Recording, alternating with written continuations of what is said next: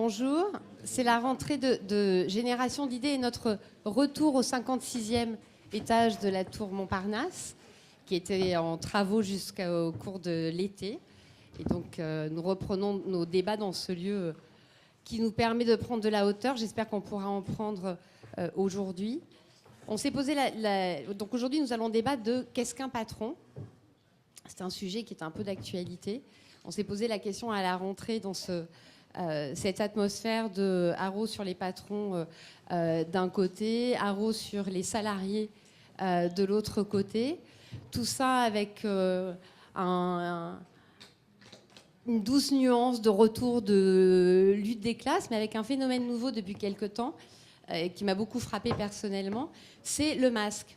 Les Anonymous sont masqués, les patrons le sont aussi, comme ça tout le monde est masqué, ce qui va aider le dialogue et ce qui va aider les uns et les autres à trouver des solutions.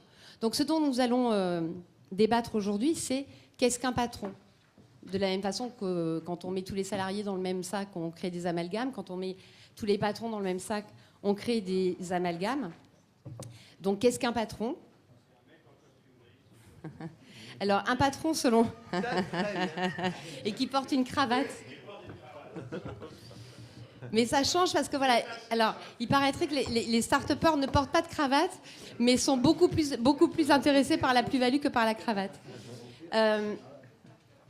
Paul Valéry disait, un patron, c'est quelqu'un qui a besoin des autres.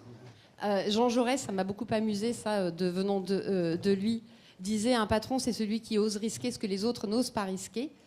Je ne vais pas m'atteler et je ne vais pas répondre à la question. J'ai 5... alors là, il n'y a que des hommes cette fois, comme quoi. Je vais dire, c'est 5 êtres magnifiques, enfin, en tout cas, 5 personnalités compétentes pour répondre à cette question-là. Qu'est-ce qu'un patron ? Donc, pour y répondre, nous écouterons Nicolas Barré, rédacteur en chef des Échos.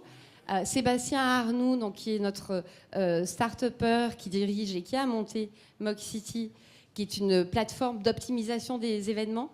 Ouais, de billetterie en ligne. Oui, donc oui, c'est optimisation, c'est faire en sorte que en ligne, on aille voir des spectacles.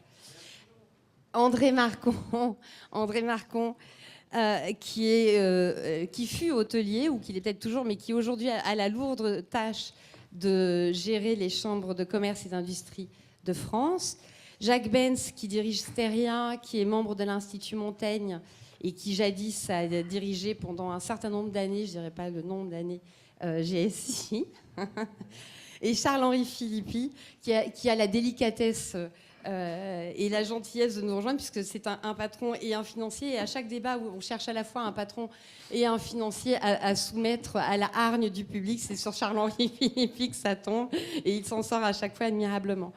Donc les règles du jeu, pour ceux qui étaient au Lonzac et qui ne sont jamais venus chez Génération d'idées Paris, là, vous n'avez pas 25-30 minutes pour vous exprimer, mais vous en avez 4.